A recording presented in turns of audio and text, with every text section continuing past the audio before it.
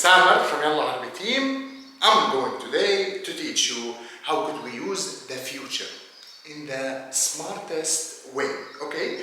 And the differences between the future with the regular verb and the future with Yalla Arabee verb. Yalla Arabee verb, which is the irregular verb. Let's see. Now ignore rah. Just let's start.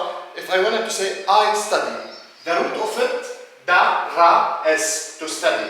3 letters. درس. So أنا أدرس، أنت بتدرس، أنتي بتدرسي، أنتوا بتدرسوا، نحن بندرس، هو بيدرس، هي بتدرس، هني بيدرسوا. هلا if we wanted to say I will study، رح. What can I change in the verb with regular verbs? You put for I, a instead of be. رح أدرس. And you take off the in prefix, the first letter. أنت رح تدرس، أنتِ رح تدرسي، أنتوا رح تدرسوا، نحن رح ندرس، هو رح يدرس، هي رح تدرس، وهن رح يدرسوا. Okay? So this is the regular verb. Let's try with irregular verb. For example, to say, قول, قول.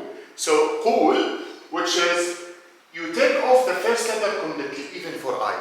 You don't say أقول, you say قول. رح قول. أنت رح تقول. أنت رح تقولي. أنتوا رح تقولوا. نحن رح نقول. هو رح يقول. هي رح تقول. هن رح يقولوا. Or some people say ح. Just one letter. ح ادرس. Not رح for will.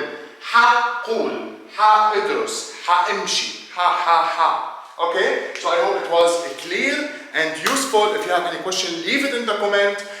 Don't forget to subscribe and share this video with your friends. I hope, as we said before, we're always trying hard, guys, to make you fall in love with the language.